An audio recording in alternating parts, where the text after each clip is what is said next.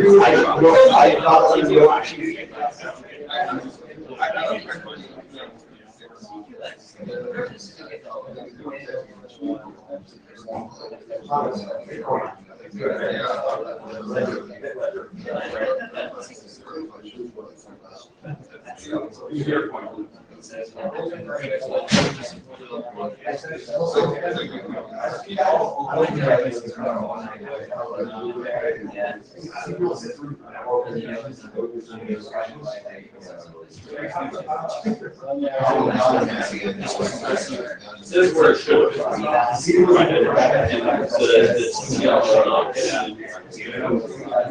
That's where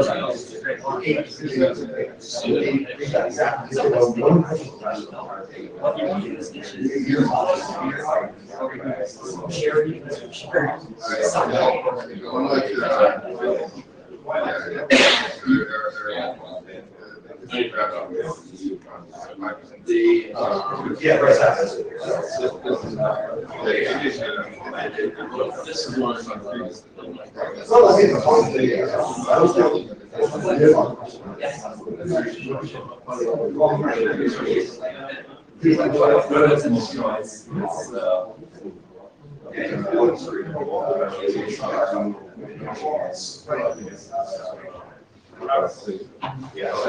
so right here.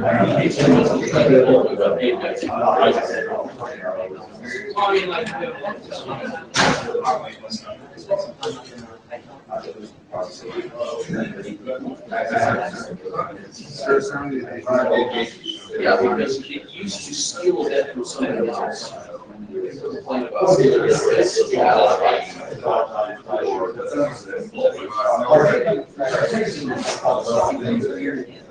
Right, so yeah, basically,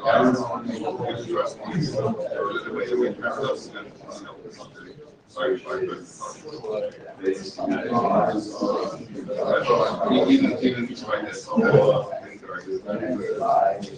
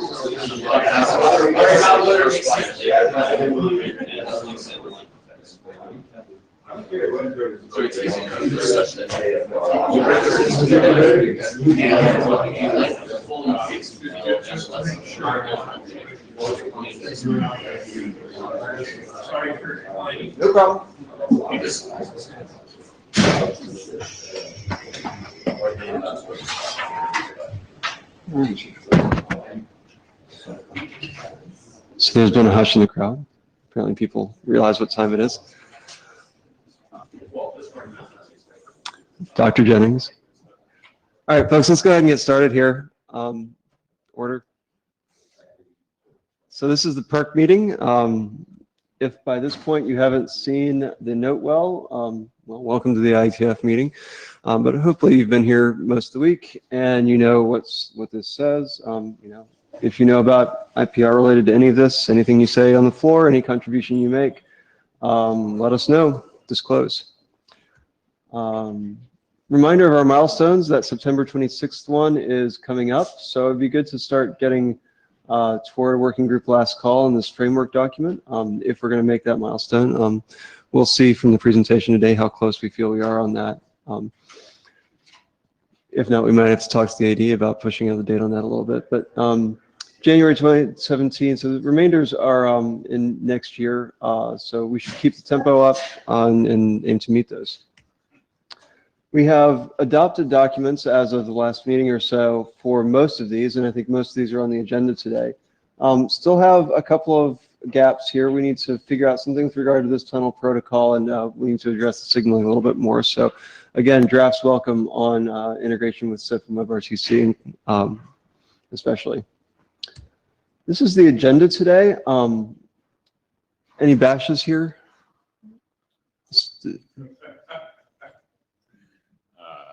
Adam Roach. So this is the first time that I knew I was presenting in here, so I guess I should look at those slides. I think this was as sent to the list. This is as it is on the trackers. So who is presenting which draft is that? The double draft? I hadn't read the list either, so I assumed I was presenting. So okay. I have some slides. Great. Let's just bash this. Okay, so that's fluffy. The other bash I was going to propose, I don't know if we've got all the right people here, but there's been some discussion on the list about SSRC immutability. So I was going to add a brief 10-minute slot for that. I'm going to take 10 from Paul to even him out and put 10 minutes after framework here to discuss that topic, just to carve out a little bit of explicit time and see if we can get to that issue really nailed down. Any objections to that change? Or do we not, people think we don't need that time? Sorry, Adam Roach. It's not that I don't think we don't need that time. It's there are two camps in this, and one of them is represented in this room pretty well, and the other one I think probably has no one in the room. Okay, well, is Emil here? Hey, there he is. Great. Okay. Emil is here. Never mind. Let's go ahead and do that then. Yeah, so I had heard from some working group participants, there have been some discussions going on this week that had clarified the issue for them, so I thought maybe we could kind of finally state things and try and put this to bed. Right. Emil, it'd be great if you could, get as things are going, get thinking about, how to state the case. Thanks. All right. I think we are, that's most everything. This is typical recap of as we've done. Maybe since we haven't talked in a while, remember these are kind of layers we're talking about, and we're talking about creating something in between unencrypted conferencing and full SRTP. So adding this MDD as an intermediate entity. One other administrative note, we had been doing some virtual interims between the Yokohama IETF and Buenos Aires, but we've kind of taken a little bit of a pause in that tempo. Would folks be interested in scheduling some of these for the falls to kind of pick the tempo back up? Yep, thumbs up from Adam. Yeah, okay, good. So I'll start some traffic on the list, figure out when we want to do these and what topics should be. All right, so with that, I think we are over to David for some framework discussion. Let's see. I have to drive. I did not figure out how to. Okay.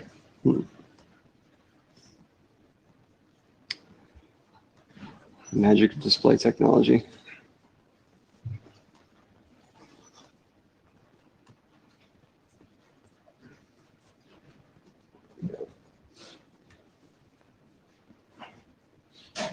I'm helping through this slideshow. All right. So great. Just let me know when to flip. I will do that. All right. Thank you. I don't know if everyone remembered, but in Buenos Aires, we adopted 3 drafts to be work group drafts. One of those was the framework. Everyone's read it, right? From beginning to end. Helped fall asleep to it, perhaps. But anyway, hopefully not. I skipped way ahead of me here. Not too much. All right, so that's been now posted with the -1. So if you'll go to my agenda slide, thanks. I'll just quickly describe what the -1 01 differences are, which is relatively brief.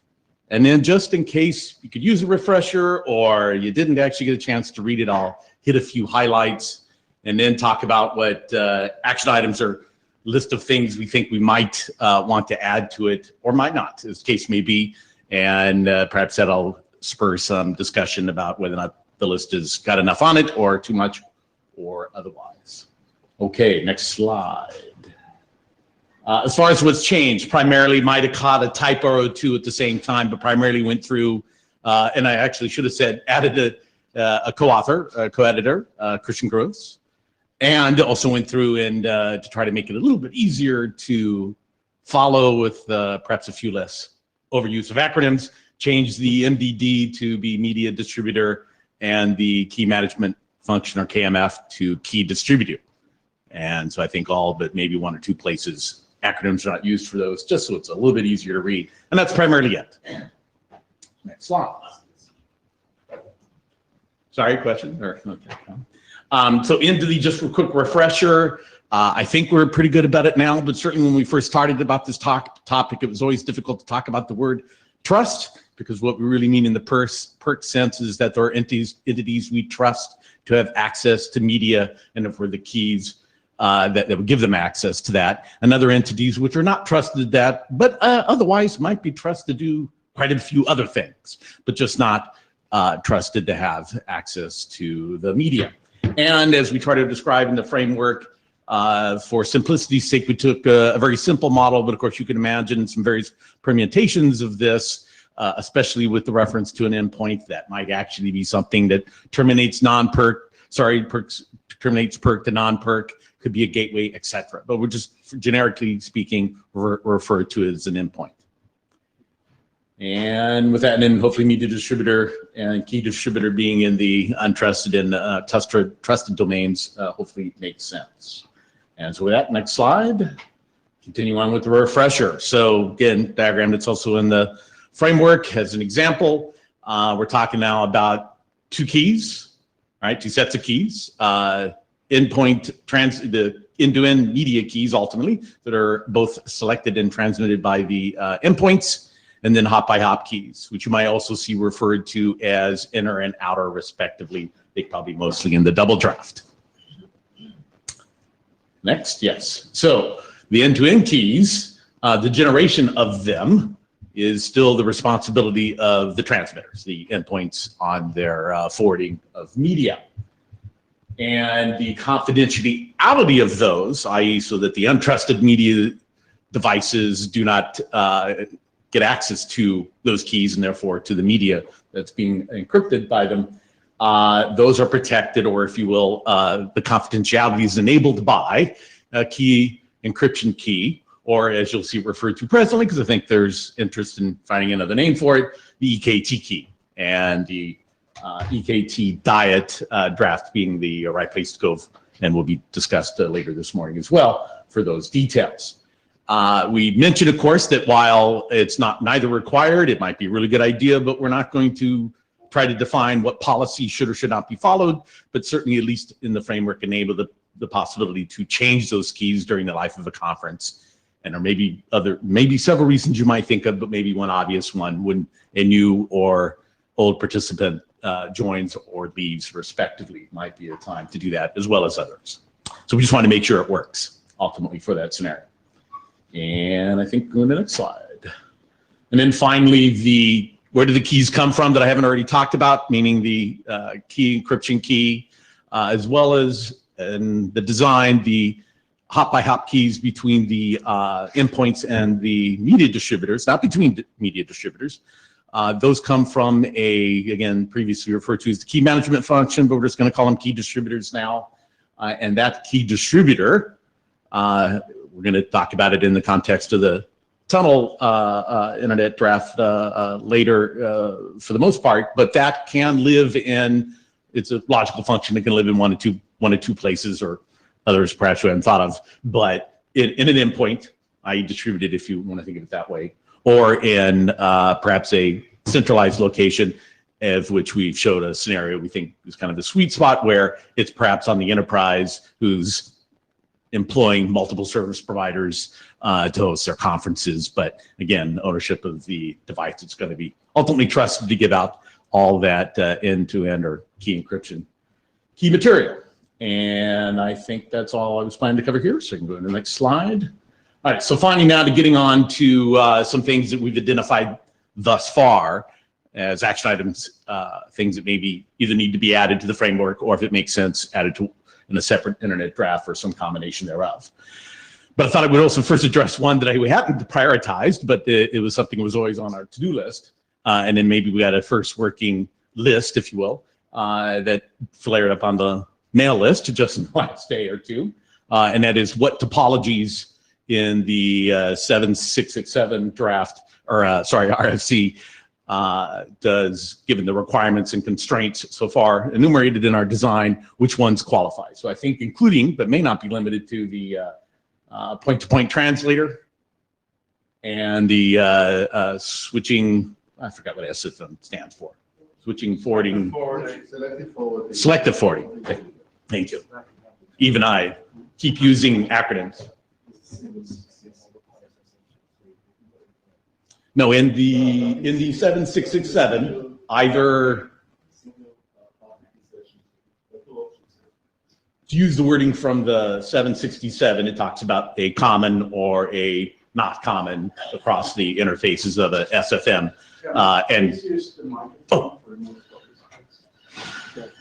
You want to? Oh, okay. Well, the question was ultimately about what in the section 3.7 of the 7667, yeah, get all those numbers straight, RFC describes in the way of the selective forwarding middle box. See, I've used acronyms so much now, I've forgotten. And this is something I clarified with the team, and I think it was Magnus, to give him credit, responded a little over a year ago whether or not it was allowed to have either the termination or non-termination was my choice of words, but basically a common or a non-common space of SSRCs, both are allowed in the SFM. So to try to then be specific-ish here in the form of bullets, those two. But when I read it a year ago, I could have swore I found a third one that might qualify. So I'm going to go back to my notes. Maybe it's not there. So if I were to put language in, these two may not be limited to. So that's one thing I think we'll get straight away into adding to the framework document.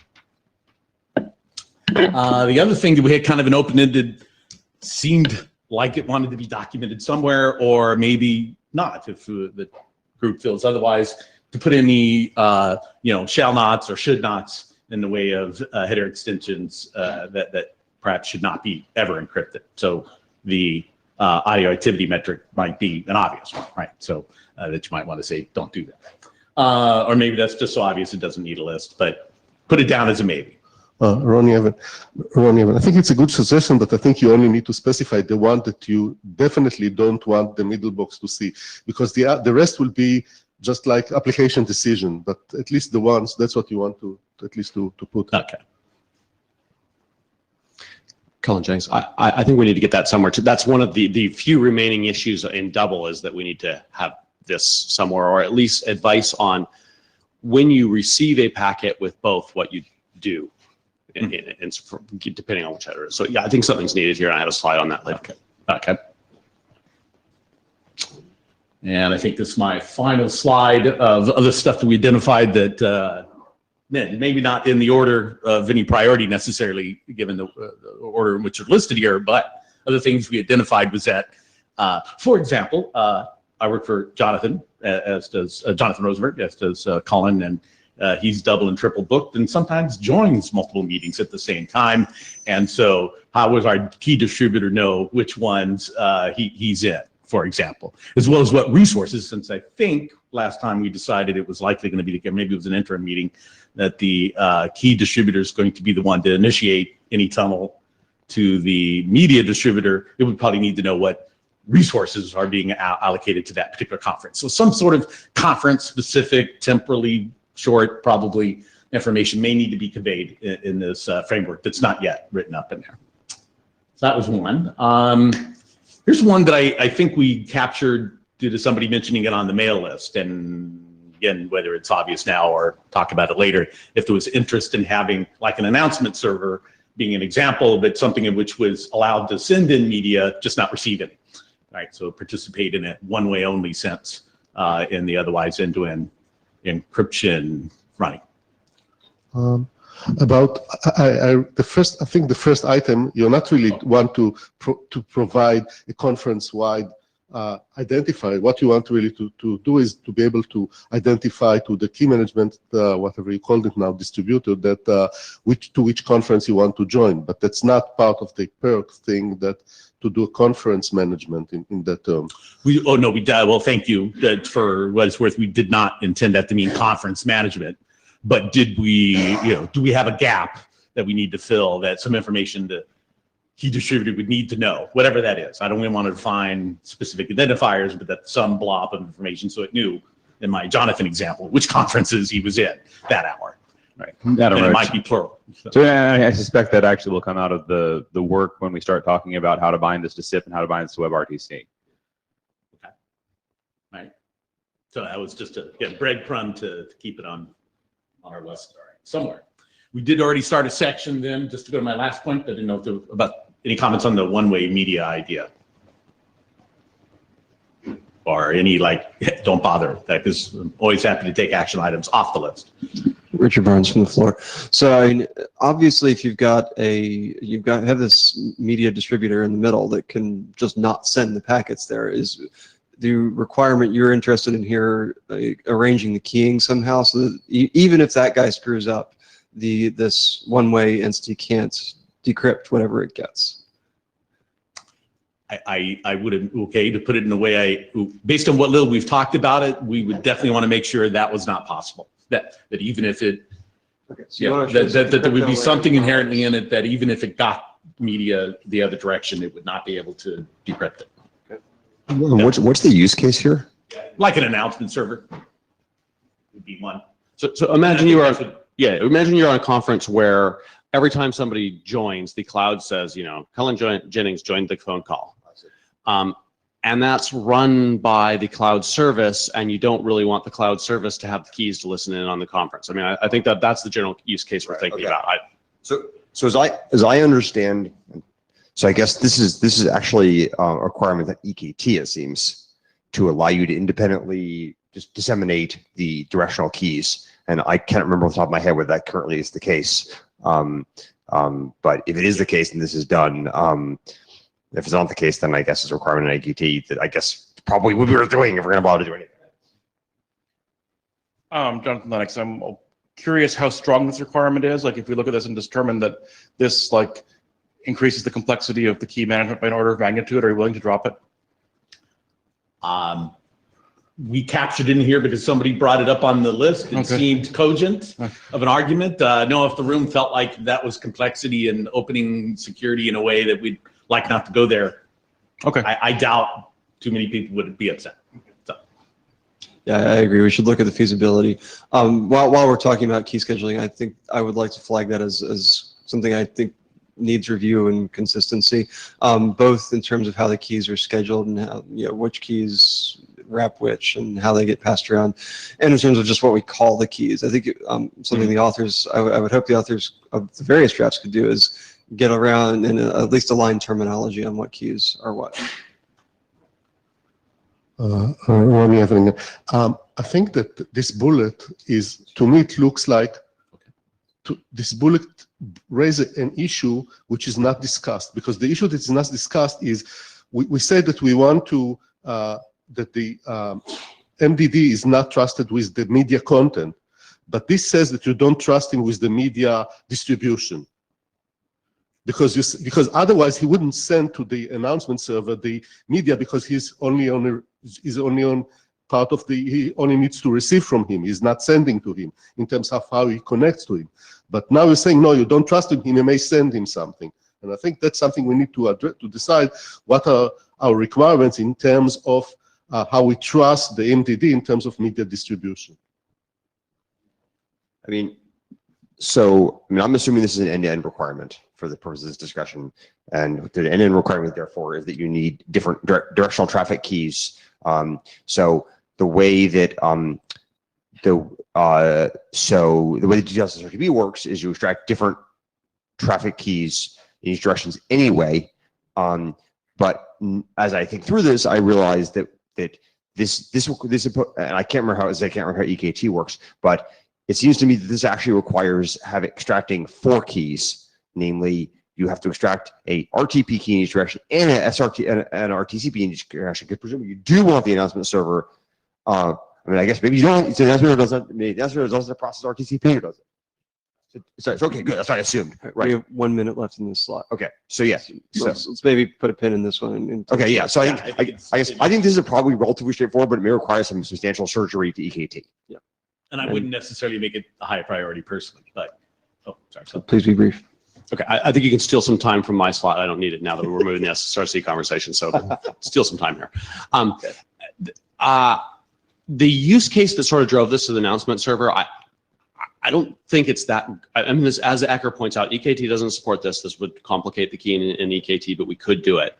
I think that the use case that drives this, when somebody joins a conference or whatever type of announcements, you can deliver those completely out of band and however you deliver roster information, other things from the conferencing bridge to this thing, so that we don't need to deliver it through the audio channel.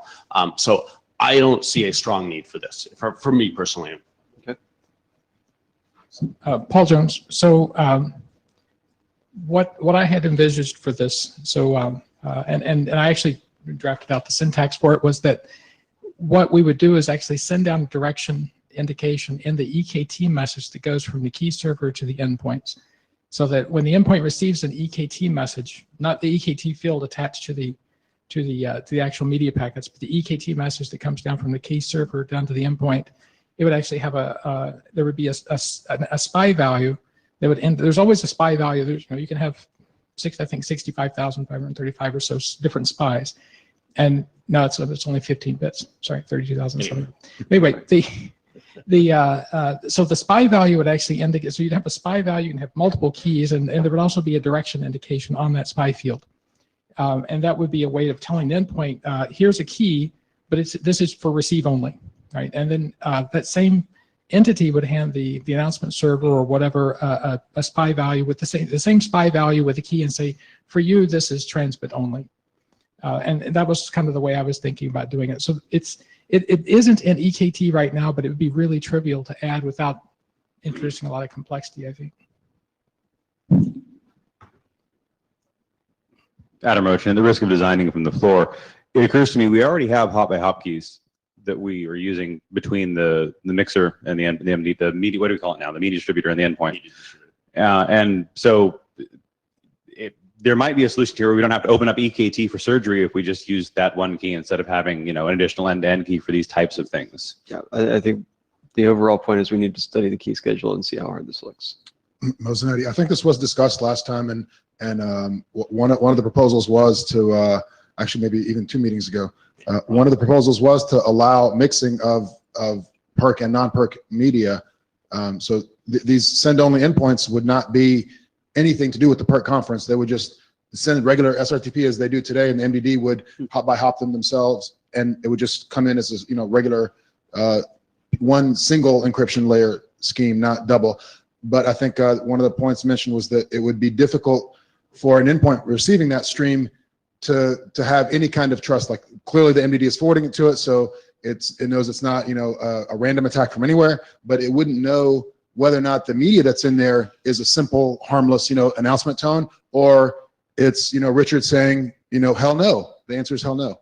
So I think people were pushing back on having this and doing like Colin said, maybe push it to an application layer thing, so that if you have some certain level of trust in some other things for signaling simple stuff, that should come out of band, because it's difficult for the endpoint receiver to know whether or not something that it's going to play out as media is really trusted or not. Yeah. Okay.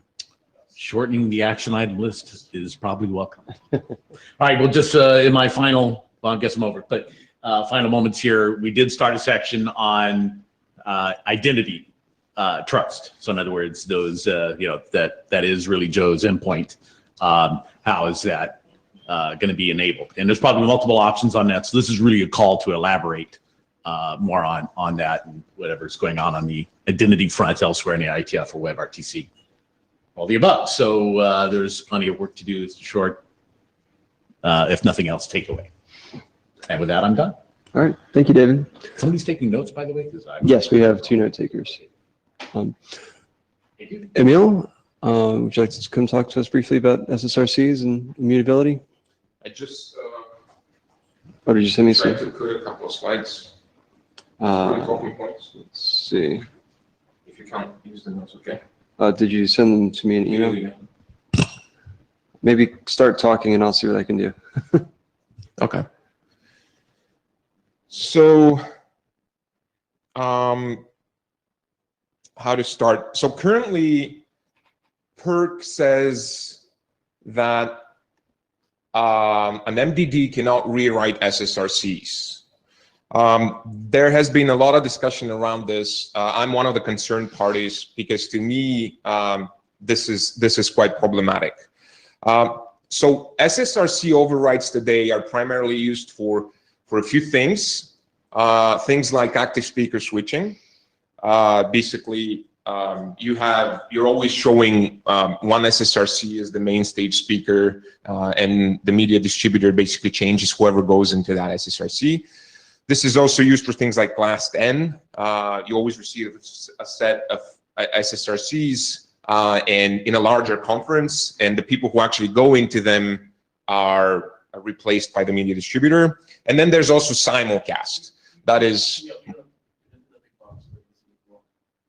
right. Thanks, Jonathan.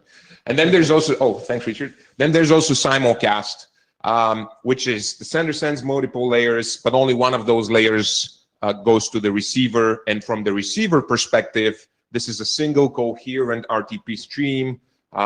So there's absolutely no support for simulcast or understanding even of simulcast on the receiver side. Now, I feel that those two are potentially less of a problem, or at least I don't feel that strongly about them, maybe because we don't use them.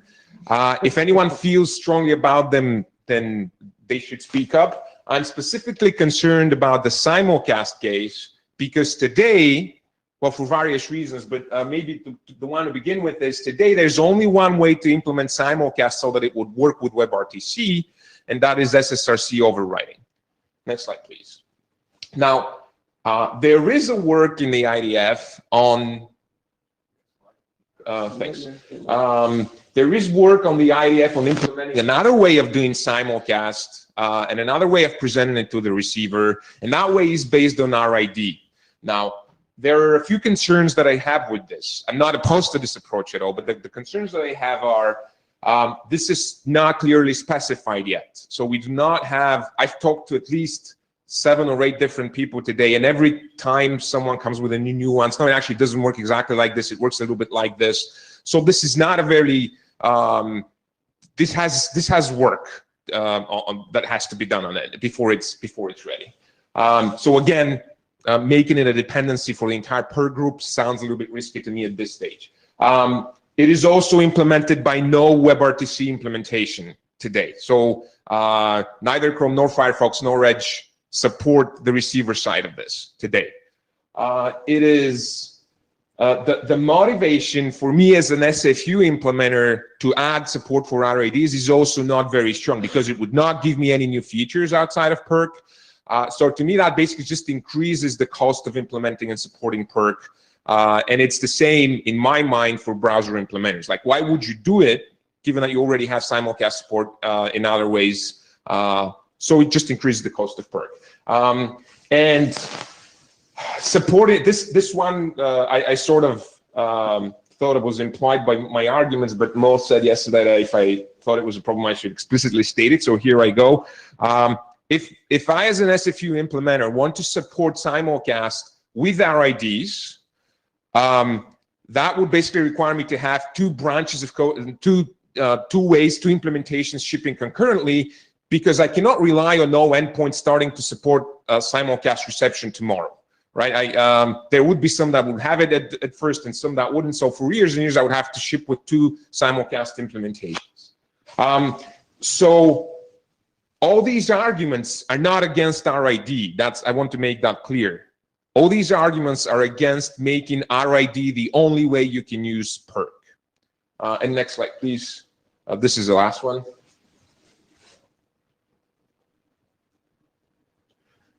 Sorry, that's right. So the implication of the change that I'm asking for Perc is not to prohibit reusing SSRCs. It is not to prohibit use of RID. I'm just asking that this shouldn't be the only way Perc can work. Just basically, Perc can very easily be made to work with support for changing SSRCs. You only need to make sure that the original SSRC is somehow communicated to the other end, and that's it. So to my mind, the code for alleviating my concerns, which I believe are substantial, but that's just me, is not, the cost for that is not high for Perc, and these are my talking points. Great, Peter? thanks, Emil. Peter? Peter Thatcher. So two things. First, I don't really think that the distinction between SSRCs and RIDs here is the main issue. Like, RIDs are just there so you don't have to signal your SSRCs, but the real issue at hand is still there even if you signal your SSRCs. So I think that's kind of a red herring. The real issue is whether the endpoint can receive simulcast or not. So that comes to my second point, which is if you're worried about using Perc and WebRTC, I would suggest that there's a whole lot more that needs to go on in order to make Perc work with WebRTC than just receiving simulcast. And receiving simulcast would be like a very small part of it. So you're saying there's so much work to do, so why not add a little bit more? Like, if you're saying we can't have Perc work, if Perc requires receiving simulcast, and you're saying we shouldn't do that because then it can't work with WebRTC, I'm saying like no, I'm not. Perc I'm not saying that. So clearly, both paths are implementable. It's all about the amount of work and hassle that they each require. Given how much work and hassle is going on, I think saying why not add a little bit more? In a future version of WebRTC that supports Perc, can we also support receiving simulcast? I think We can. Yeah, so I don't think that's. But why is my question? It's a small thing to add. But compared why? to everything else? It's a small, but why add it? Well, ORTC already supports receiving. I've simulcast, heard so- numerous times that people were asking themselves whether or not they should actually remove that feature because no one's currently using it. And again, that doesn't answer my question. Fine, let's say that this is implementable. Why make it mandatory given that we can argue about the amount of work that it represents? I think it's not I'll let other people negligible. argue about that. I'm Yeah, just okay.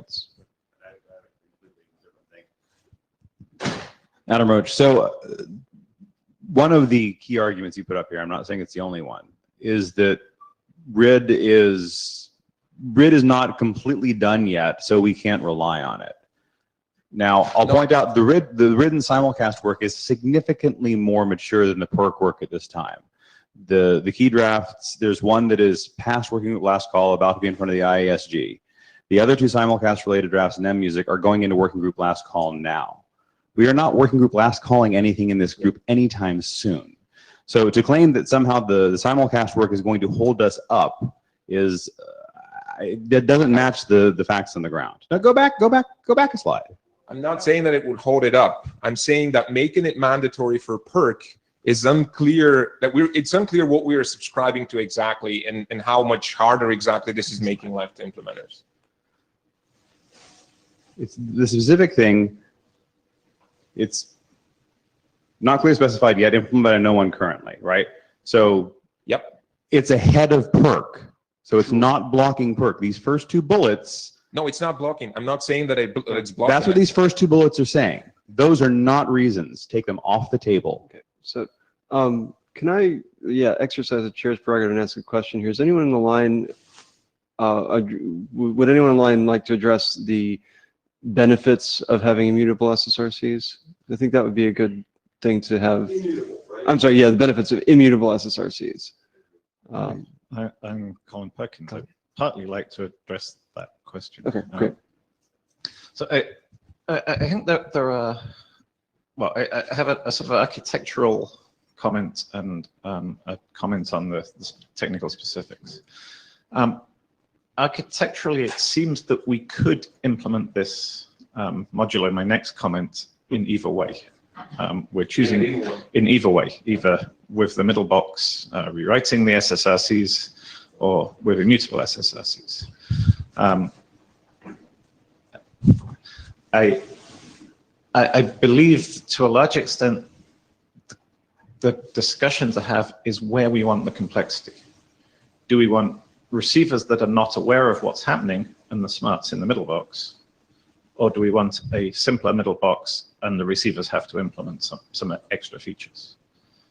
And that's not so much a technical argument as a design decision and a design philosophy question. So I think trying to motivate that based on the specifics of, what's at what point in the standards process is not the right thing. It's how do we want the resulting system to look?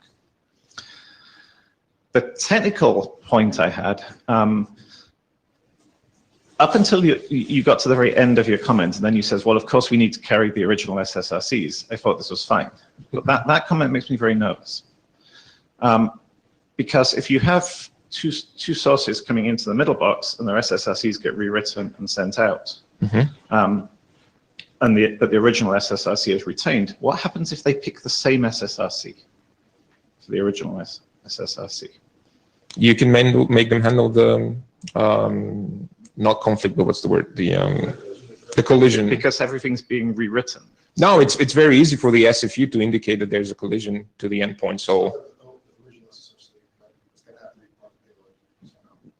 the original SSS, right? So the question is, does the SSRC collision resolution work through one of these middle boxes, which is rewriting SSRCs and maintaining the original SSRCs as well?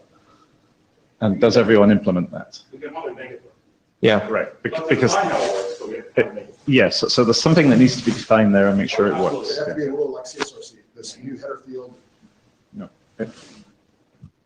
So this new header field, if you allowed rewriting, this new header field would have to be treated just like a CSRC. No. It has to be part of the collision detect.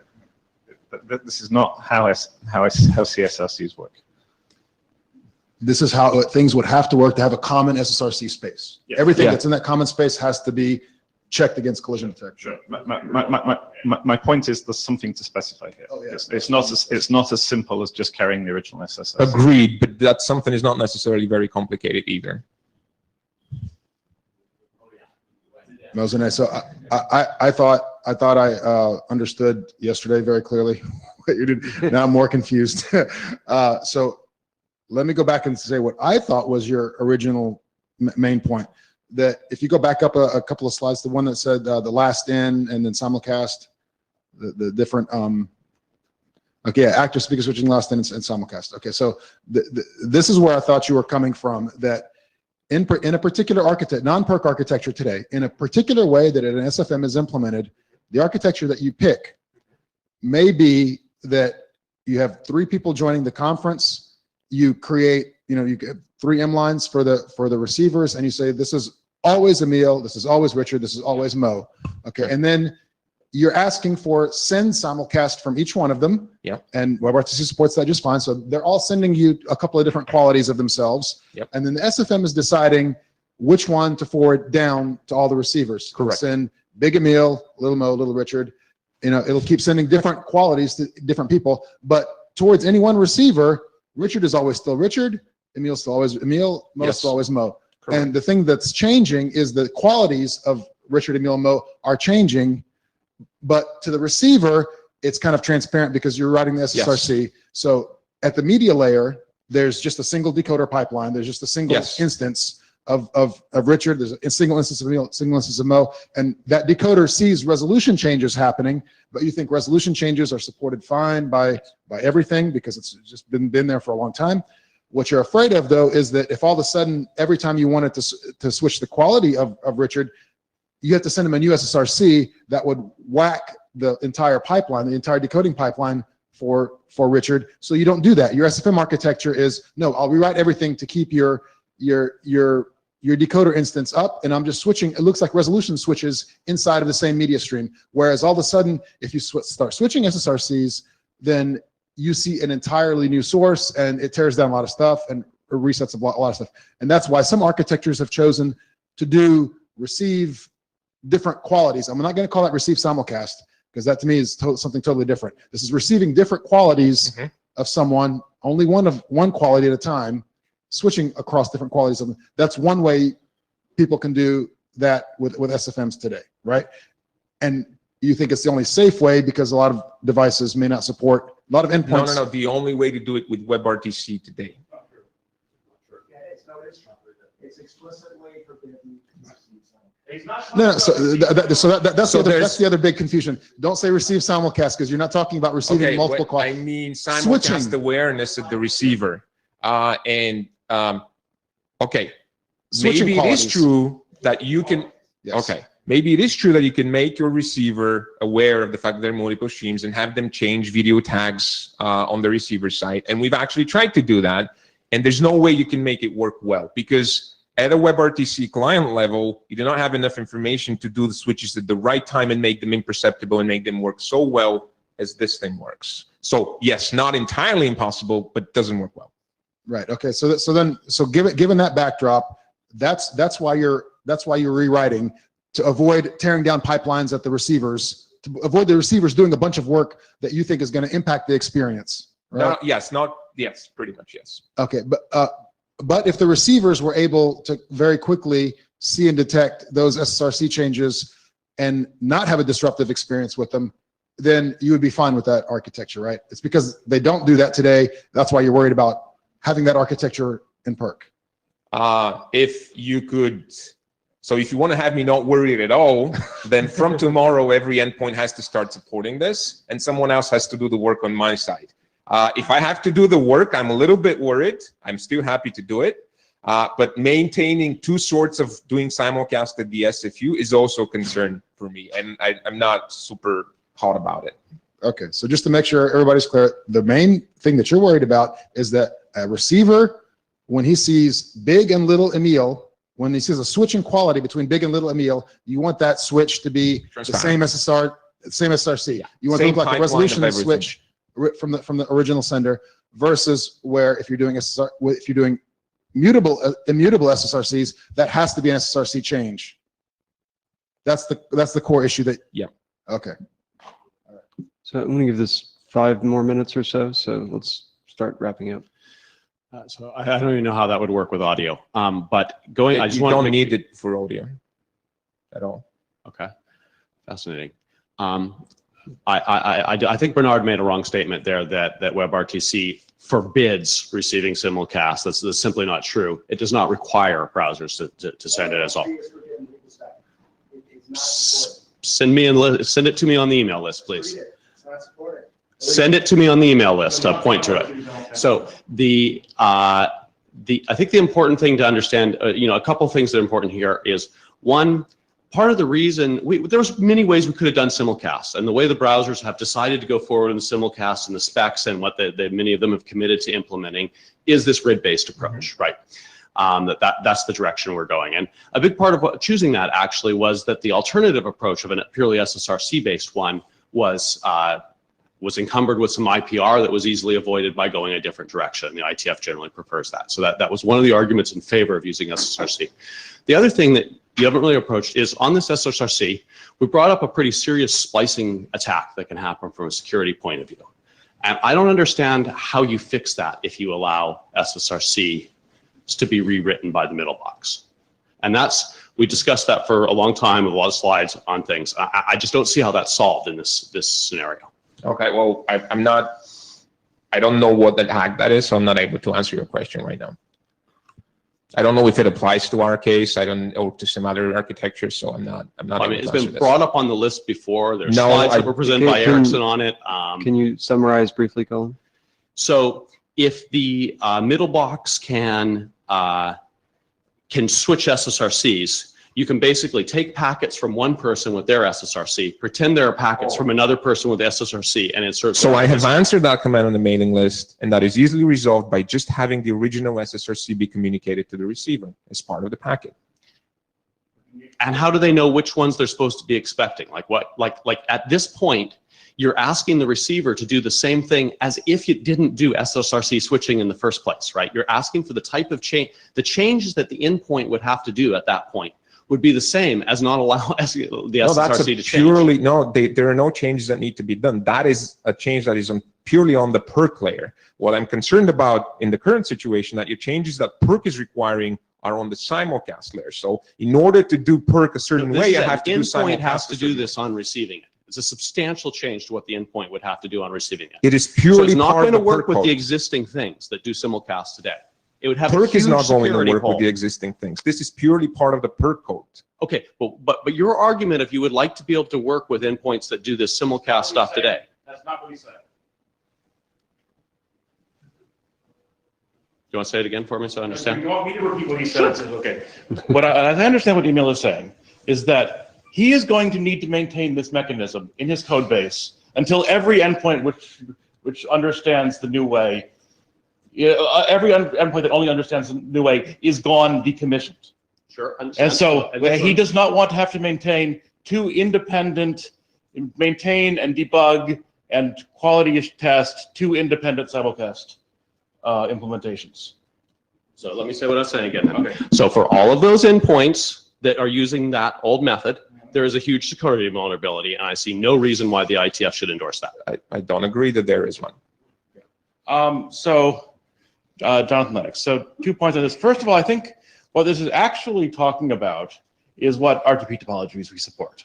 Basically, what Emil wants is a different RTP topology than the SFM without with consistent SSRCs. Mm-hmm. It might be SFM with consistent SSRCs. It might be media switching mixer. I need to reread the draft to figure out exactly which one it is.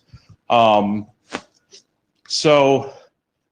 think so. I think this kind of gets somewhat into the framework discussion, and that impacts this. The other point I wanted to raise is the thing I raised on MMusic and AVT Core about there are use cases in a conference where you want to send the same source twice, which is to say, the use case I had was I have both one conceptual loudest speaker and one conceptual I want to constantly view my boss. And sometimes my boss is the loudest speaker. I want him to show up both in my boss window and the loudest speaker window.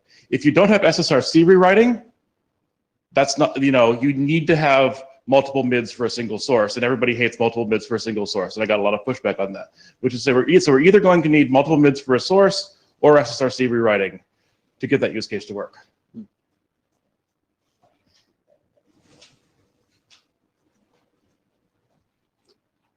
Miguel Paris of Curento.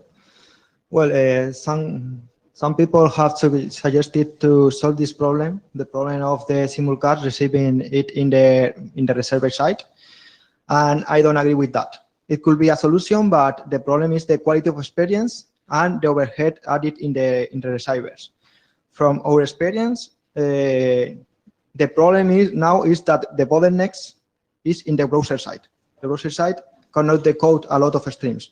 If you add the overhead of decoding simulcast and perform the switching, we're going to reduce the scalability of the whole system.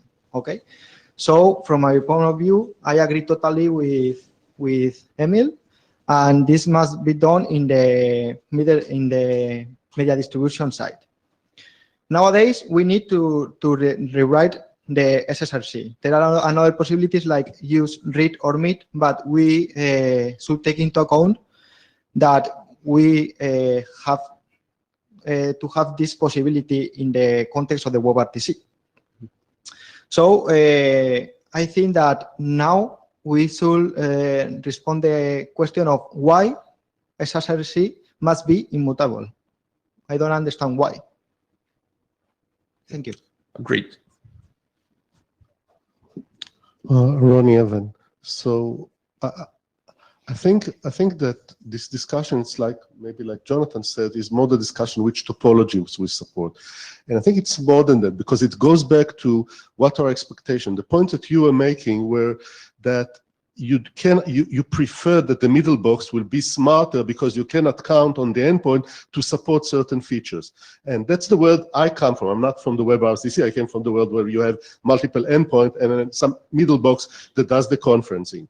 So in my view, I think that that's the right direction to go.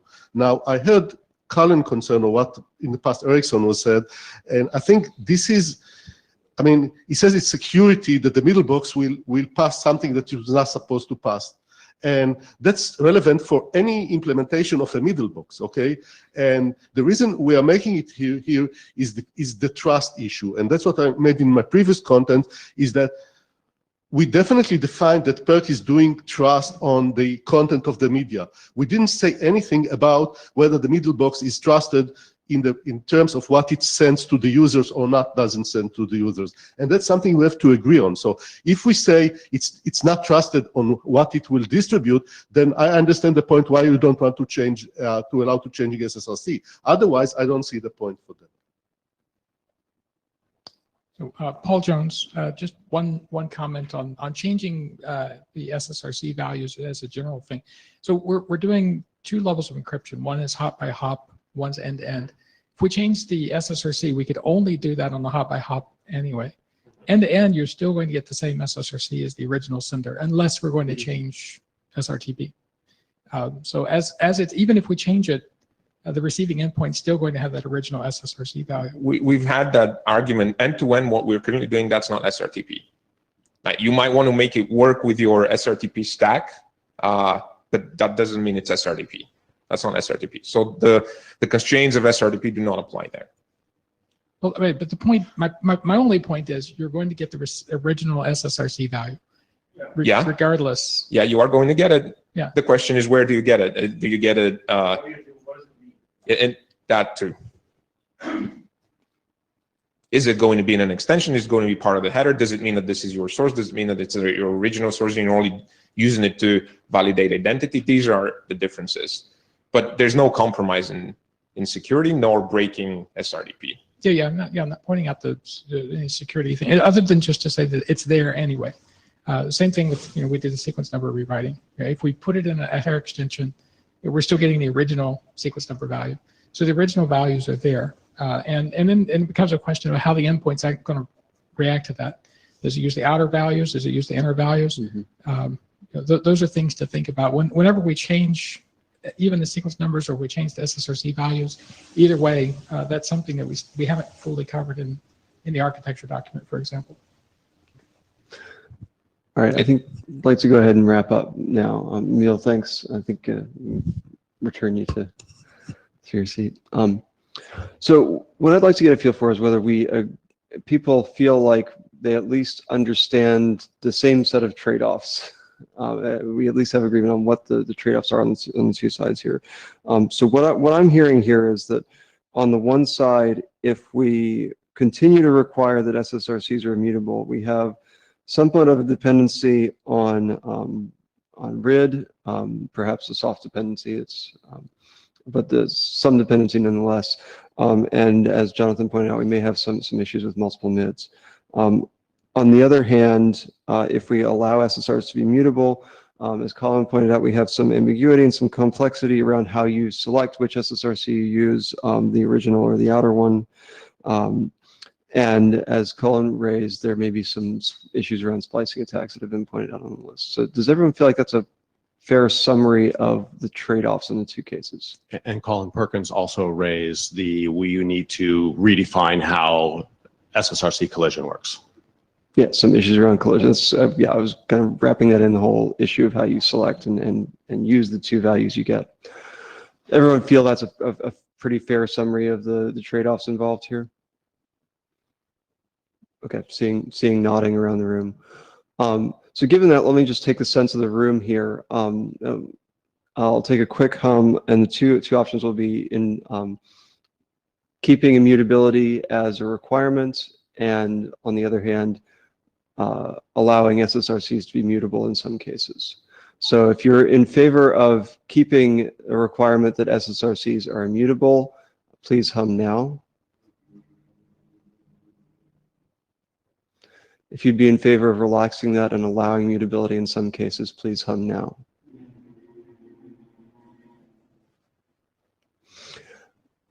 Okay, so it's good that we agreed on the trade-offs. I was hearing nothing overwhelming on either side, slightly stronger in favor of mutability. So obviously we don't quite have consensus right now. what I will do is summarize that and the agreement we got to on trade-offs in the list, and hopefully we can drive this to conclusion on the list. Colin. So Colin, just my recommendation would be that the people who are in favor of immutability write a draft that shows how all the parts, that's a draft that deals with immutability. So it says what we're going to do on the endpoints with this, addresses all the issues that were raised and says, here's the changes we need to make all the place to allow immutability. Here's a proposal for it. Sorry, did I say that backwards? I'm basically saying Emil should write a draft that says, here's how it would work in the world I'd like, and here's how we deal with all the issues. There's no actual draft that anyone can review on that to see what the issues are and what would need to be changed. And then we can have a look at that, and we'll be able to decide whether we want to adopt that as the way the working group goes forward or not. But we need a draft. I agree. Emil, is that something you'd be willing to do a little work on?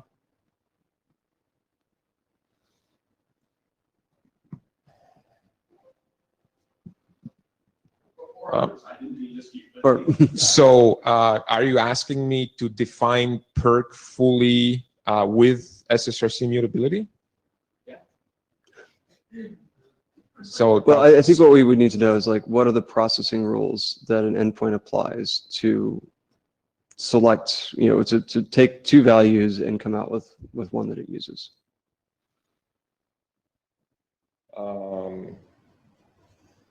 I'm sorry, I'm not super clear on exactly what I'm being asked to do. If I'm asking to do the work of the entire working group just to make a single point, then no. What I'm asking is write down all the things that will have to be put in various documents to allow this to work. Okay, we have a fully set of worked examples of current ones that people have written down, right?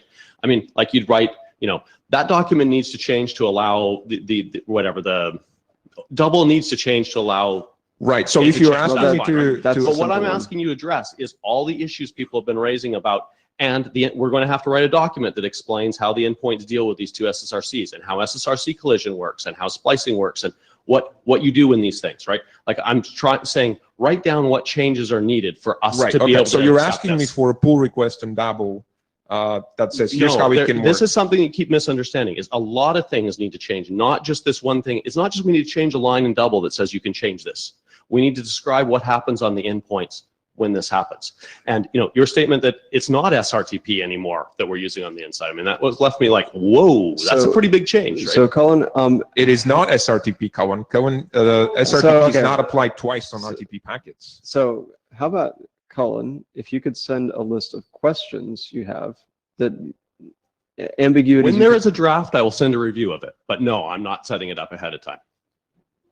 I'm not even aware what the concerns are because I've addressed them all on the mailing list. So I'm not even aware what the security concern is not a concern. I've addressed it, and I can address the one from Colin that talks how to deal with SSRCs. All right, folks, we need to wrap this up and move on to some other topics. Ronnie, did you have something quick?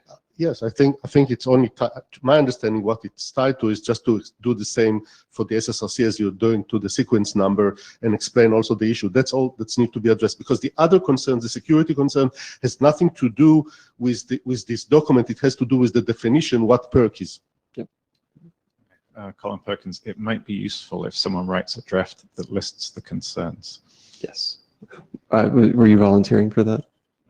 No. All right, I think we have to move on. No, because I'm not sure I understand them well enough. Yeah. So yeah, I think we have to move on from this at this point, but thanks. So next on the agenda is double. Who is presenting that? I think Cullen.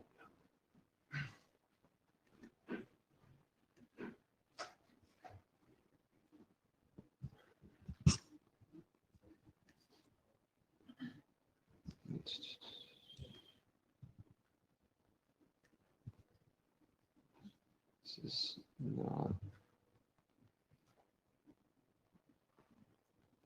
I'm unable to make this work for some reason. Oh, escape.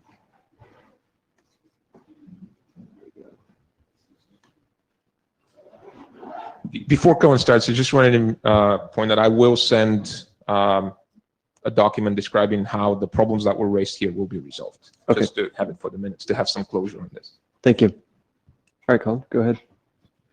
Oh. Okay, yeah, next slide. So not a lot of changes on this draft. These were things that we agreed at the last meeting. Most of the removal of the null stuff that could be added back later if we ever wanted. There's a registry and stuff for it, but it's removed for now. Next slide. This gets to the point that David was making earlier.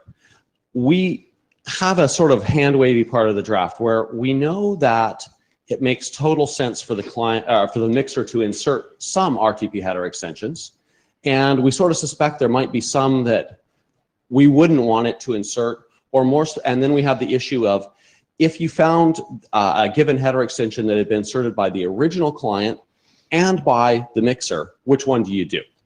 Okay, and so this is one I was hoping to get some input from on today. So next slide, please. In fact, we'll see which.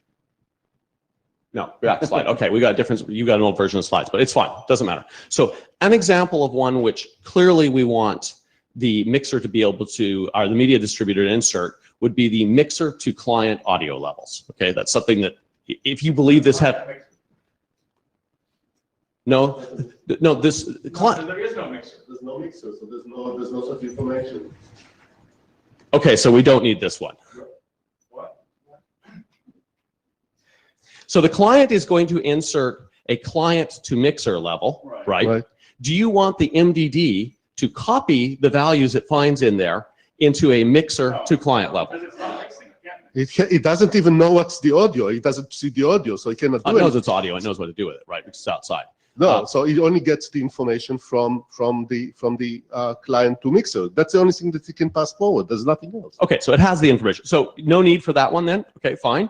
Are there any headers of all the headers? Is there any ones that you want the mixer to ever be, or the media distributor to ever be able to insert in this? So Colin, these are current slides. Awesome. Is that what you're... Edit them as we go here. If anyone says anything useful. So Paul Jones, well, the obvious one is the OHB because that make it inserted by the.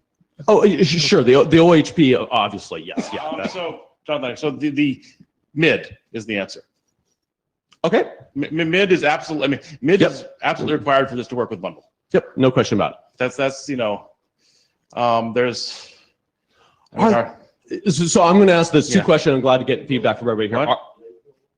Are there, are there any that we definitely don't want it to edit? Like, so I tried to pick an example, like CVO is one that it doesn't really make sense for the middle to be changing that given it's sort of coupled with the original video. Yeah, I think we discussed this somewhat at one of the interims. What I kind of feel like is there are some header extensions where I'm like, well, I don't see a reason for it and whatever. I don't recall that I saw any where I really felt like, it was, it really hurt security wise to actually have end-to-end, to not have end-to-end either authentication or privacy. Yeah, I went through them all and came to the same. Yeah, basically. So I feel like, yeah. And I think our conclusion at that point was we couldn't think of any, but retrofitting this to add them later would be really hard. So I'm not sure what to do. But I would certainly, it's much easier to say, never mind, we're not doing end-to-end headers, but retrofitting end-to-end headers on later if we need them would be really hard. Christian Groves, just in answer to the question, is there any that we would want to rewrite? The ones related to clue, capture ID. Yeah. Would or would not? Yeah. Would, definitely. Would not. Yeah. Emilio, so I think the complexity here is that we're trying to answer too broad of a question. And I can think of a bunch of extensions that I want to introduce in the SFU, like, for example, apps and time, things that are not even standard. So in my mind, it'll be easier to answer on a per extension basis. When some extension needs to be end-to-end, it would explain how it needs to be end-to-end and how it needs to be treated by per candidates. That's my suggestion. Peter Thatcher. So why do you need mid? Because the upstream mid is not the same as the downstream mid. Why not? What? Why can't? Why do they need to be hop by hop? What? Why do the mids need to be hop by hop? Because mid is negotiated on each, because you're doing, the offer answer between the endpoint and the media distributor. So you tell the sender to send with the mid that you want the receiver to see. So you have to do mid collision detection? Mids are chosen by the offerer. Mids are chosen by the offerer, which is usually going to be the endpoint. 1, 2, 3, 4, 5. So is They'll this all the same, provide- Okay. is this the same This is- issue as payload It types? sounds like an SDP problem. This is a different topic than what I want to nail right here. all right, So fine. let So me put actually, I was going to agree with Emil that anything where you're going to use header extensions for congestion control purposes between the SM. I agree with Emil too. So here, let me throw this out as a proposal. Yeah, That so what we I put mean, in the draft is we say all the existing things are allowed if you receive them. If you receive 2 of them, you use the hop by hop value, not the end. So here's the question. And future extensions, if they're not allowed, can define themselves on a list of Does things. that double you don't. actually have a way of doing end-to-end at this point? You can tell, yeah, because it's inserted before, things that come after the OBH header are allowed to be changed, things before aren't. So you can tell who inserted it. Okay, so we don't have. You can integrity check and you Okay, can. so we don't have end-to-end confidentiality of these at this point, right? Using the usual confidentiality mechanisms that are painful in header extensions, we have both levels of confidentiality. I don't believe you. Okay. Because I designed that so badly. I thought it was just hard, not impossible. It's hard until you start. Basically, the problem is that it depends on where once you start adding more header, you have to figure out what the exact original list and order of header extensions was to get the mask right. Yes, and we do all of that. We have it we'll take it offline, but I think I can convince you it works with a brilliant design done by somebody. We don't mess up the orders of the header, and we know which ones were in the. We can reconstruct exactly the headers that arrived that the original person sent. All right, yeah. In that case, yes, you can do it, and it's even more annoying than the usual way. Yes, it's doubly annoying. That's why it's called double. Yeah. So it sounds like we got the default answer should be yes, and the answer for unknown things is certainly yes.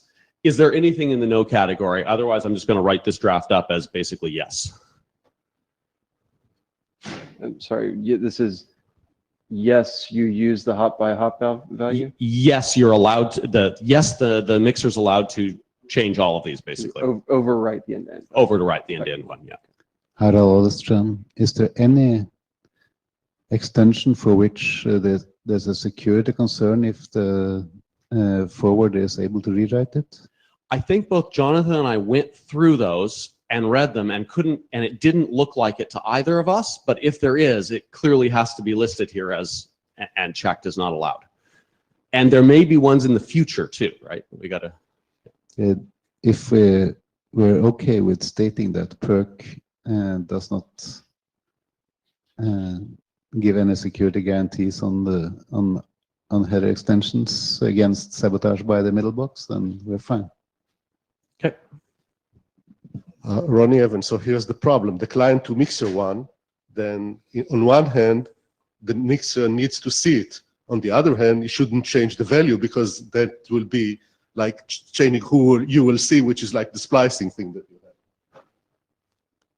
But I mean, it doesn't matter if it changes that value to the endpoint because the endpoint shouldn't be using it, right? I mean, no, but the receiver can, I mean, if he's transferring all the audio, then if the receiver is deciding, I mean, he wants to decide which audio to show, right. then it will decide to, it may send audio of someone else instead of the audio of the, so of the let's viewer. just propose that one should be in the no category then. That's fine with me. Yeah, but it's not going to be encrypted. No, that's fine. Yeah, I totally understand. It's just integrity protected and it's not, right? So if what we're going to say is basically the media distributor can read that value, but if it changes it and inserts a new one, that the client should ignore the new one and should use the original one. That's what the text will say, right? And so that was, So can we just capture that the client to mixer media level will be in that no category at the bottom? Audio level, yeah, thanks. Okay, I think we've killed that one. That's good advice. That was one of the real open issues on it. We've discussed that one to death, so no need for that. And that's it. All right, any other issues people want to raise about, open issues about this draft that people want to raise? Robert is not going to the microphone.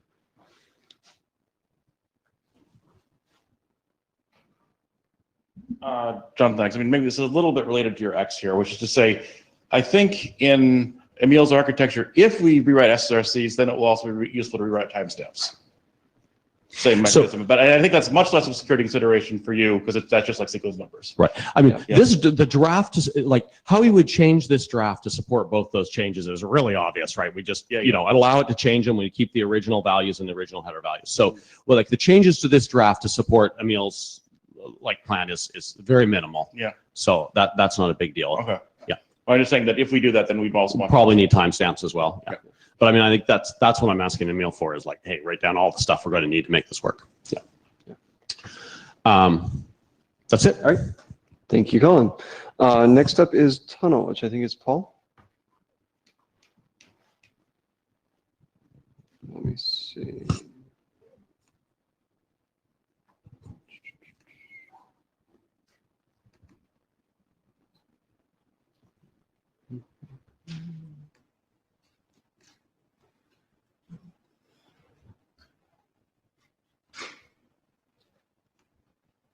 All right, take it away.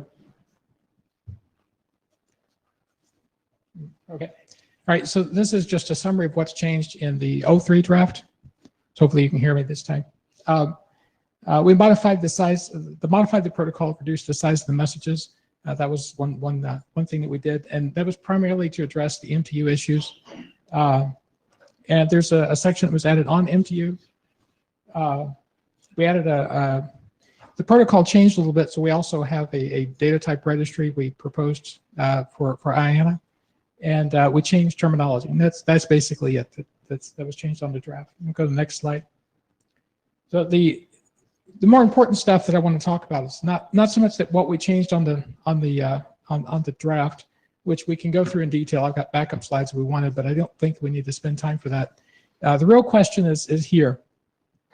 So using DTLS between the key distributor and the media distributor presents certain net firewall challenges, in particular for web browsers that want to have the key distributor built into the browser on one of the endpoints. So we got net firewall stuff to deal with.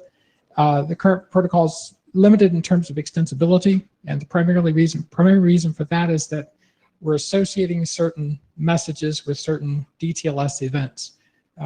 And that limits the opportunity for the key manager to send down a message to the key distributor. Get the right word. It limits the ability for the key distributor to send certain messages to the media distributor at some arbitrary point in time.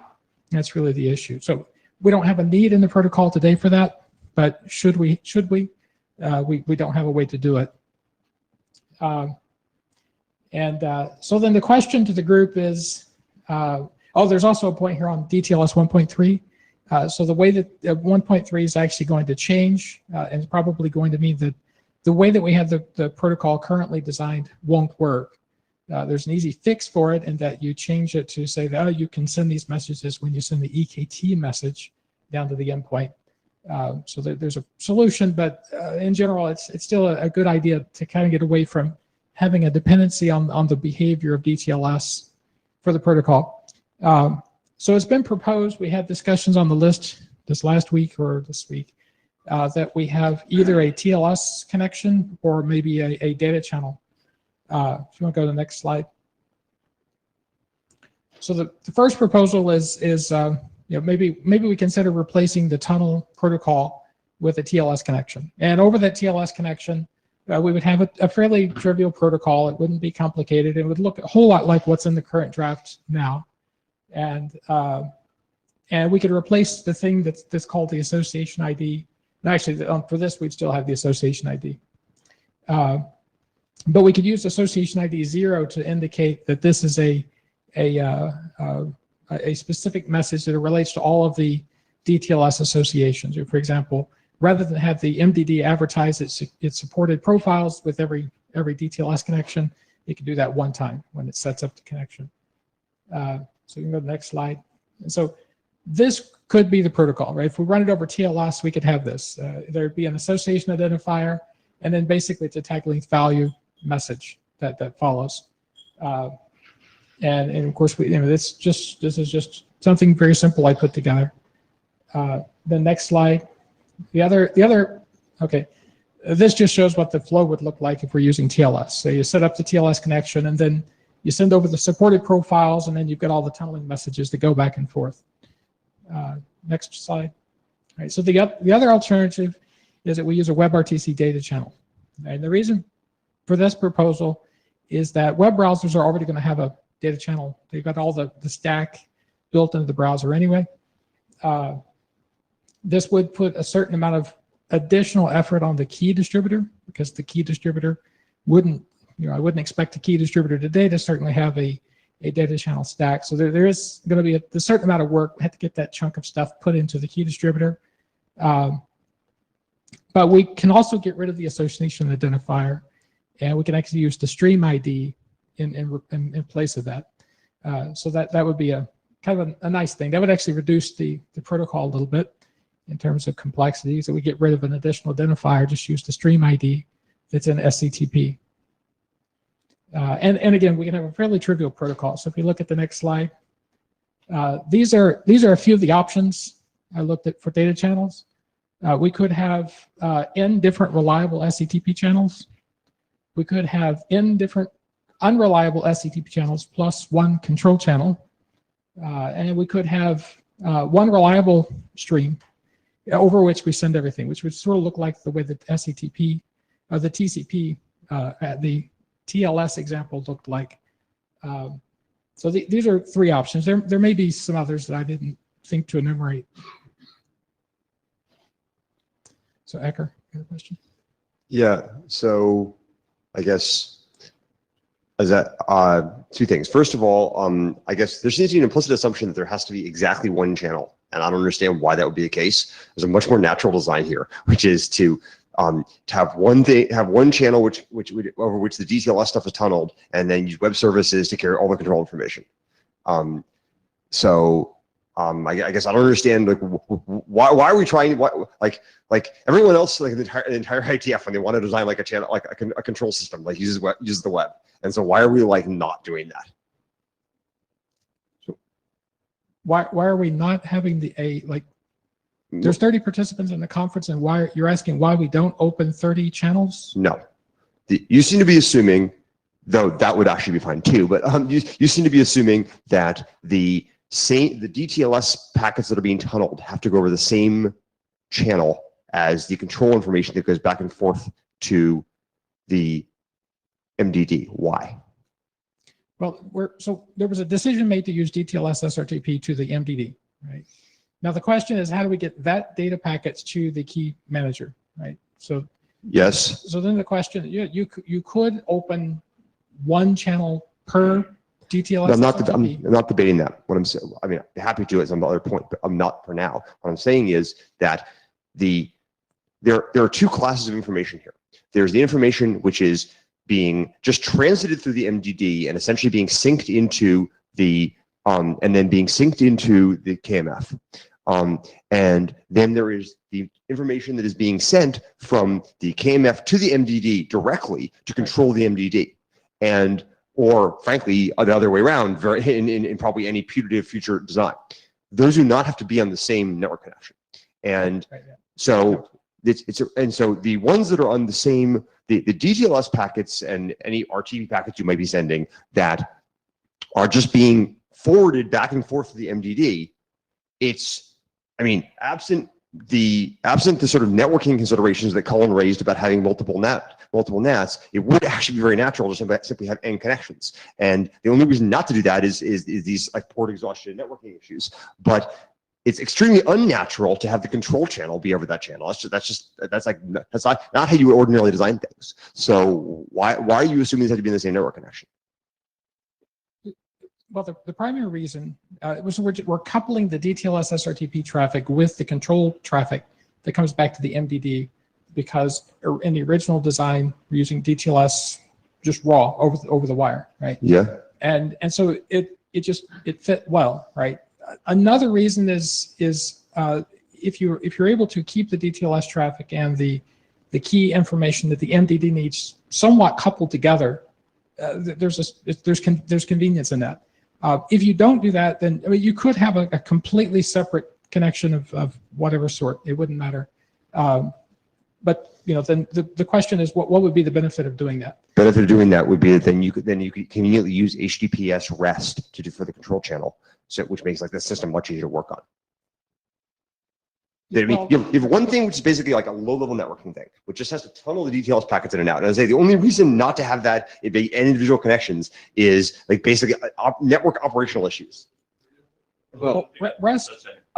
REST. I mean, I think we can use HTTP REST either way. Like, there's one question, architectural question is, do we put these two things in the same thing or not? But even if we're just using HTTP REST, right? Because of the direction of the initiation of the connection from the KMF to the MDD, that will have to have a WebSocket or something like that to get the messages so that the MDD can hand the messages back, the DTLS messages back to it, right? You have to do that, but I guess it just seems like very odd that there's compelling reasons in an application environment to use HTTP interfaces for control.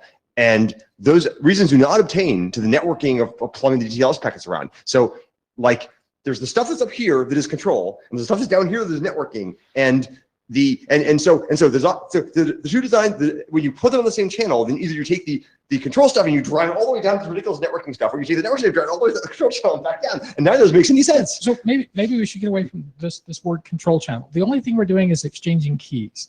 So there's an exchange today, and there's an advertisement of the supported profiles on the MDD. Yeah. So that's control. Right, but we're sending the DTL. We're just doing key exchange, right? And the keys that are sent to the MDD are tightly coupled with the keys that are associated with those DTLS packets that are coming through.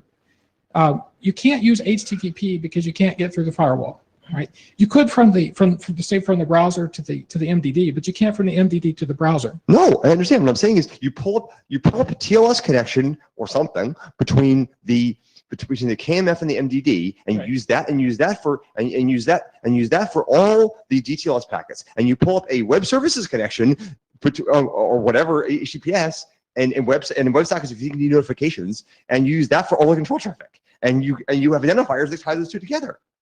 Yeah, you could do that. Right? Why would you not do that? I welcome your What's internet the point draft. versus just using either using a TLS connection like option 1, Yeah. or using a data channel. I mean, either one of those you get. Well, because the data channel is grotesque, and this is requiring you to design this like control protocol, which now needs to be managed. Why wouldn't you just send the DTLS? I mean, the DTLS is just like, I have some data, you need to send it to you. The other guy has some data, we send it to me. That's exactly the same as control channel. Why wouldn't you just send the DTLS stuff over REST as well, ignoring how you do the control? Because I've actually implemented the software. because from a networking perspective, then you have to somehow arrange to tunnel that crap all the way up the HTTP layer and back down again. It's just silly.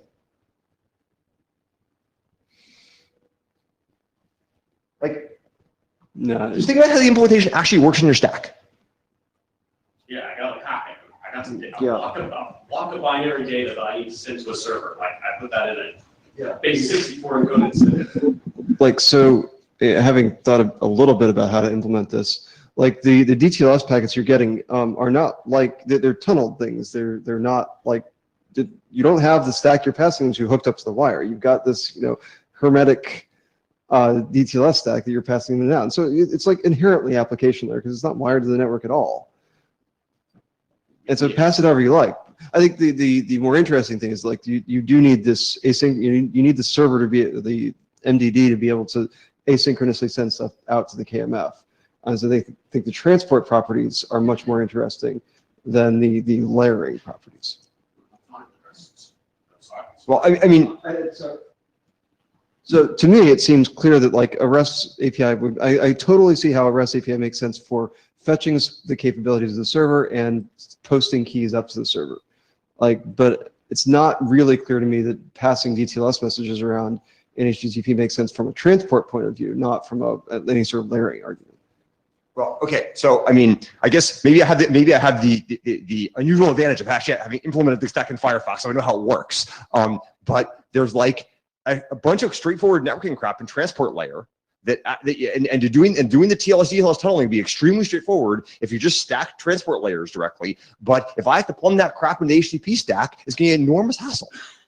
So like have you looked at transport? Like, it's incredibly straightforward to do the TLS layering.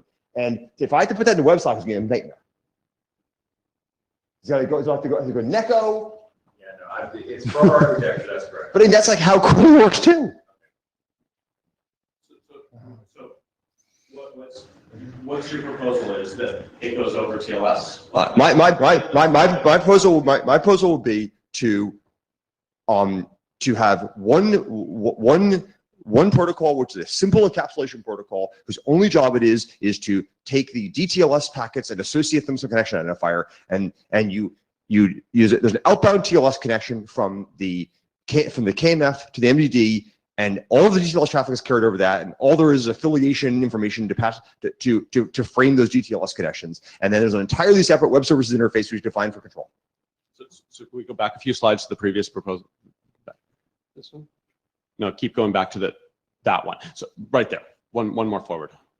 So it's basically that one, except without message 3, right? It's just like, that's just a TLS protocol without about that level of framing information. No, just message 1. Yes, sure, right. Okay, with just message 1. And then everything in messages 2 and 3 like gets turned into some REST call. There's some reason that's sucky. I'd like to hear about it, but I just don't understand what the. I guess everybody's looking at me like I have 2 heads, so maybe I'm wrong, but This will, I mean, doing that will work, but you just end up creating 2 interfaces instead of 1, right? I just don't see the benefit of doing that. You just need, and you have to guarantee they share on them. Why? Why? I mean, if one gets load balanced one way and one gets load balanced the other way, it's definitely not going to work, right? They won't be going to this same. But I mean, we can work around all that. I mean, okay, so I guess. No, I'm actually quite surprised how you make me offer. You mean, so your concern is that you're going to load balance these systems, you're going to load balance these systems, and you're not, and they're not going to crosstalk between the control channel and the thing that's telling the DTLS. That's your concern? You guys are solve this. Yeah. I mean, plus like the way modern cloud architectures work, you end up with queues all over the place anyway, right? I mean, I guess my concern is I just the notion that we're going to define some new binary protocol that will be a hassle to work on when every other time we try to design protocols for these kinds of application layer semantic messages, we do it in HTTP, just straight from the extraordinarily odd. That's my design motivation.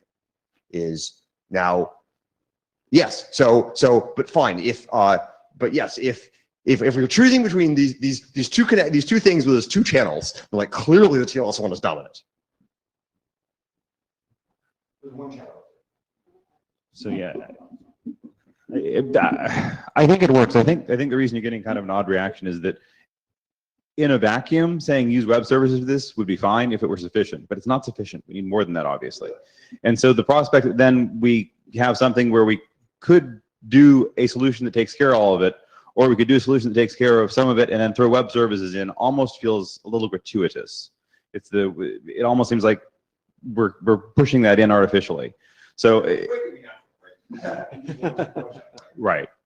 But for what we have, I mean, this kind of an approach seems right. I'm sensitive to that. We don't want to invent our own binary protocol. If we can come up with something here that worked a little more, standard, maybe we could just throw CBOR over this instead of coming up with our own TL. Yeah, obviously any same person can put CBOR or JSON here. But same person will put CBOR in here. Well, yeah, anywhere. But so I think keeping it to a single connection, it architecturally makes a lot more sense. But aside from that, I mean, the general approach of one connection, TLS, sending stuff back and forth with different message types to accommodate these three different functions and potentially more in the future, I think that holds together, and I think it's very future-proof. I think it'll work. I just think it's off. I guess. So look, I mean, I think that yes, between these two designs, like the one that's the TLS channel is like clearly like much better. Like I don't really want to do like this SDV nonsense. So yes, I think that is a better design. And though I far rather define these messages in some CBOR or some other format or JSON that have sort of bit packing on the wire. I guess I'm just trying to think about how people like now think about designing software, right? And componentizing is just sort of the way it's kind of done. But fine, like people don't like want to do it that way, then like I don't really do that much.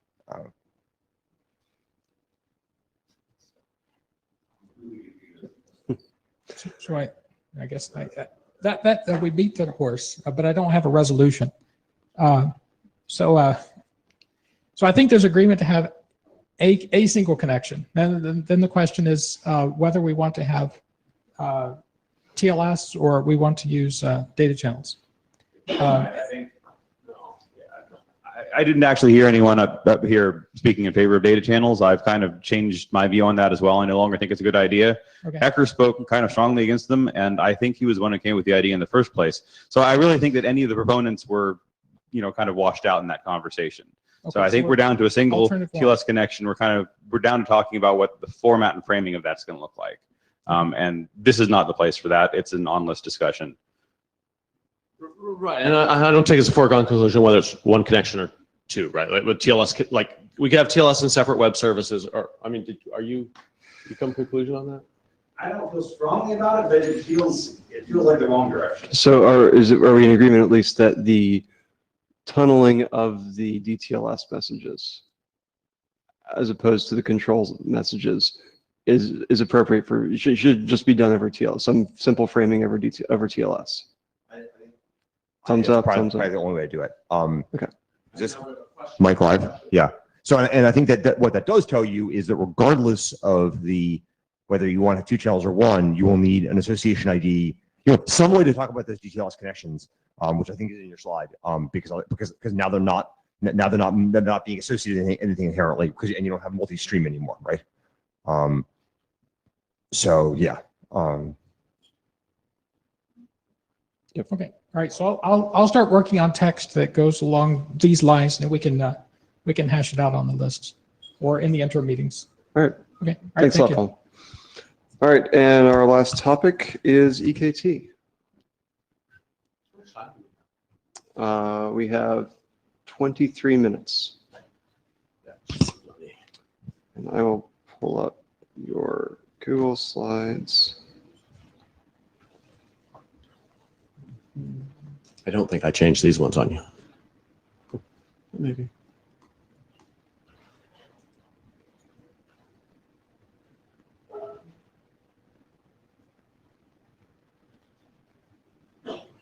Okay, next slide. So there was very little changes on this here. Key is distributed. It can also have time to live. May have done this wrong. We need to go back and look at that in some more detail. But the idea was to make sure that what we agreed on the last meeting was that we need mechanisms such that if the way to distribute a new key got DOSed for some reason, you didn't just keep using the old key forever. So we'll go back and review this, see if we got it right. And we added the stuff that, remember we had a long conversation about synchronization of keys, and we just went with the simplest scheme possible, which is basically when you get a new key, you don't start using it for 250 milliseconds, so you're pretty sure that everyone else has it by the time you start using it. We agreed at this last meeting, so those were the changes we tried to make. Next slide.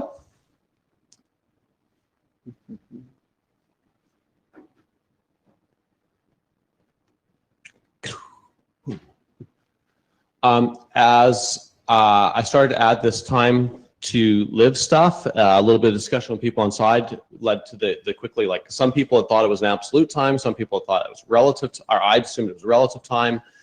I was getting a little bit scared with absolute times because now we have the whole discussion of time, how you get it.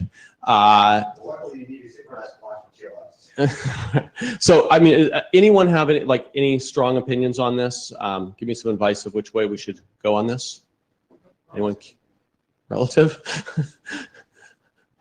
Anyone?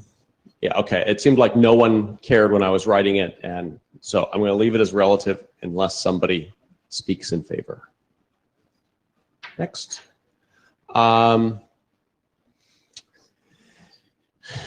We need to discuss extensibility at some point on this. We could add new messages in there. My proposal, I would just add something in. I was going to make it sort of, you needed IETF review or something as a default policy for extensions in this one, as it seemed like it should be basically that type of approach. Anyone have any other thoughts on that? Back to email. I think that's pretty much, next slide, and I think we're pretty much, I think the more, okay, so Cisco and some other companies have some old implementations of the EKT from several years ago, right? But the more we really think about this, like we can deal with all of this signaling, it's probably not a real interop problem. I think that I'm going to basically ignore this unless some other vendor shows up and says, no, we need you to not choose code points that mess up with stuff we shipped long ago. It seems to us mostly we'll solve that with signaling. I don't have a problem with that, but you could also start from the other end. Sorry? I don't have a problem with that, but you could also start from the other end or something. Yeah. I mean, I guess, I guess if there's some, unless there, I mean, if this is purely a matter of you want to start 0, 1, 2, 3 instead of 255, 254, I guess there's no reason to stomp on those code points. I don't think, unless there's some risk. How big a code point space are we talking about here? Probably a single byte, and there's probably only one code point that's been used out of it, and we could mark that one code point as don't use this one right away, wait a while. That's kind of what I was thinking. Yeah, okay. Let's just do it. I don't, yeah, unpreferred. I'll investigate that a little bit as I write this up and try and figure out if there's something logical. Next slide. I think that's the last one. That's the last one. Yeah. So, other things on this draft before it's ready for working group last call. I just had one quick question about this. So one question on that, because I haven't paid enough attention. This is all stuff, these are all code points that are inside the encryption, right? Or are they outside the encryption? Because if they're outside the encryption, having Wireshark be able to just disambiguate them would not be a bad thing. They're outside. Okay, in that case, I think just keep them out, just so that the Wireshark doesn't have to see the signaling to figure out which flavor it is, maybe. That's a really good point I hadn't thought of. Thank you. Yeah. Okay. So and if we're talking about a single octet code point space, we should probably have a fairly restrictive policy. Yeah. Right. I mean, I can't really imagine it ever changing without effectively an update to the EKT mechanism at IETF, right? That's when it would change.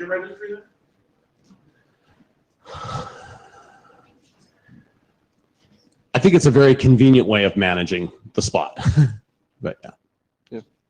Other questions about EKT? I mean, we've had really very little feedback on the list. I probably need to we're probably getting close to the point of not exactly working group last call, I was joking about that, but getting some people to, go through and review it carefully.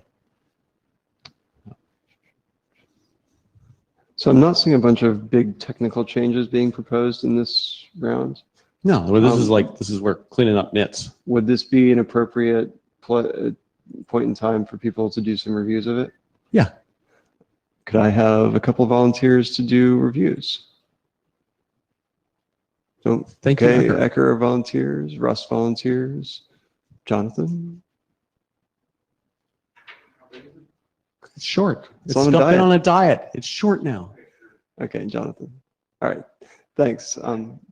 Yeah, Okay. so that'd be good to just sort of flush out any major issues that we need to address before working group last call. Say that again, Russ. End of August? Sounds good. Yes. Thank you. Note takers, please also reflect that end of August date. All right, that brings us to the end of our scheduled agenda. We were actually a little short. Does anyone have any other business they'd like to discuss with this group now? Yeah, I mean, we could argue about SSRCs a little bit more if people really have energy left for that. Otherwise, we'll just wait for Emil's draft. All right, I will declare us adjourned then. Thank you very much. I have one blue sheet here. Where's the other one? And if anyone has not signed the blue sheets, please come forward now.